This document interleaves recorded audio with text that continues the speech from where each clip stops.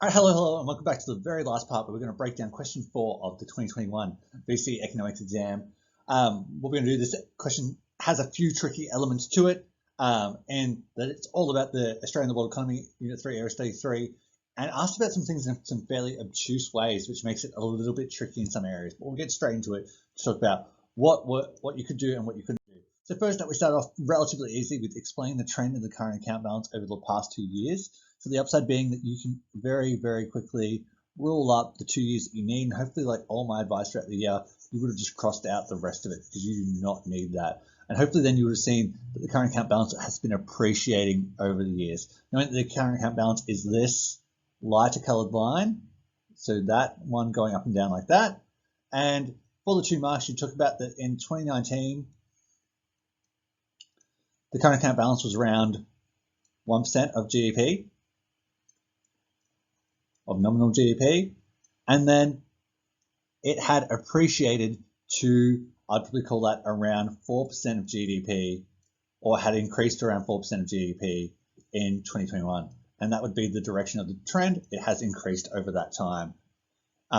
Explaining the trend, you don't need any reasoning for it, just where it started, where it ended, and you could pretty quickly say as well that largely in part due to the favorable increase in our trade balance, or the trade surplus that has been occurring over that 2-year period. So that's part A. So next up for part B, things get a little bit trickier in that we've got explain how the current account balance over the past 2 years would have affected the balance on capital and financial account. And what's important here is not really giving specific reasons or not really getting into any like real world reasons why. It's just asking hypothetically why that would have affected it. So if the current account balance is increasing, which we're going to talk about, so the current account balance, if we have an increased current account balance, so we've got an increased current account surplus, what impact that's going to have on the capital and financial account. And what it's going to want you to talk about is because the balance of payments have to cancel out, so that ends up having to equal the overall balance of the capital and financial account. What that means is if the current account surplus is increasing, the balance on capital and financial account needs to be decreasing. And I'm thinking for 2 marks, that's all you're going to need to talk about. The fact that because the balance of payments cancels out to 0, it averages out to 0, it means that if the current account surplus is increasing, you're going to have a decrease of an equal amount on the side of the capital and financial account. If you needed a real world reasoning to explain that as well, you can talk about the fact of the decrease in migration through the capital account would lead to an increase in the current account surplus, because it will mean there's less incomes going back overseas when those people send their incomes back to their home countries. So that could be one way to talk about that. Being only 2 marks, you mainly need to talk about the fact of when there's an increase in the current account surplus, there'll be a decrease in the capital and financial accounts because the balance of payments does balance out to 0. Then we have C, with reference to the graph on page 20, the current account balance, explain how the performance of the trade balance over the past 2 years might have affected both the achievement of the goal of strong sustainable economic growth and Australia's living standards. So what's going to be really important here is with the fact we have the graph, you're going to need to use the data.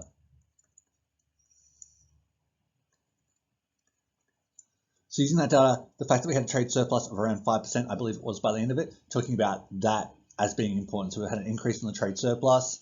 So you talk about the increase in the trade surplus using the data. Obviously, that is going to lead to an increase in injections relative to leakages. Relative to leakages, which increases aggregate demand. That sends signals to producers to increase production, which increases GDP and economic growth, which makes it more likely to achieve the goal of strong and stable economic growth, which is the highest growth rate possible without running into any unnecessary inflationary external or environmental pressures at a rate of 3 to 3.5% real GDP growth per annum. And then tying that in with how that would impact Australia's living standards. Well, with that trade surplus, that is going to create an increase in demand for labour as businesses need to increase production for the demand for exports. Sorry about that phone call. So an increase in demand for labour, which is going to lead to an increase in incomes and therefore an increase in material living standards. And if you need to link to non-material as well, obviously you're going to say that if people have higher incomes, they're going to be less stressed, and therefore the non-material living standards are better off as well. That's how I connected to all of those. So that's that one. You'd easily get 4 marks if you talked about all of those things. And then finally, a question that really stumped a lot of students in what I've been talking to, explain how a change in one structural factor might result in an improvement in the current account balance. This structural factor is reasons for our structural CAD, part of the study design that I think a lot of people didn't think were going to come up, but they can still ask about theoretically, which I mentioned to some students in the lead up to this. So you're going to have things where you can talk about the savings investment imbalance,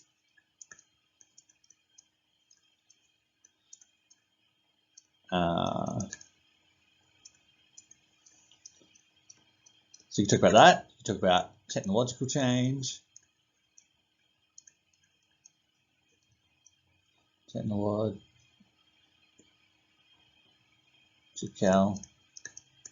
change. Apologies, my brain blanked out there. Or an increase in international competitiveness. And then how that would then improve the current account balance. So your savings investment imbalance, you could talk about the fact that because interest rates are so low, people are more willing to invest, and therefore that's going to do various things like improve us structurally to make us more able to export, etc. I would go with technological change or increased international competitiveness because I feel like they're the clearest answers. Technological change obviously makes us more efficient,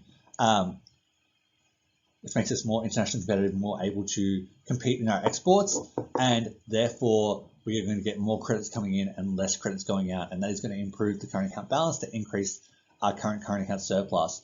If we talk about increased international competitiveness in terms of efficiency-seeking things, I probably would be going with technological change in this area and talk about how that could improve things. And if you talk about that factor clearly, why a change in that would lead to an improvement in the current account balance, or how it's going to affect those sub-accounts, then you're going to be perfectly fine. So if you talk about the factor, how it impact on sub-account,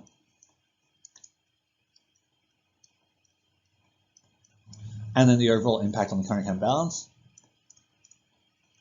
you'll be fine. And that will cover everything for those 3 marks. A lot of students were worried about this one, but if you talk about those factors, the impact on the sub-accounts, and then the overall impact on the current account balance, you will have no worries whatsoever. And that is the end of the 2021 VCAR economic exam. I hope that you did well. If you have any questions, as I said before, about any of these, I'm more than happy to discuss it. Comment below or contact me any way that you wish to do that. On that, I hope you have a wonderful break and celebrate the fact that you are done with economics until you potentially study at uni or never think about it ever again. Have a wonderful day. I'll see you next time. Or I won't.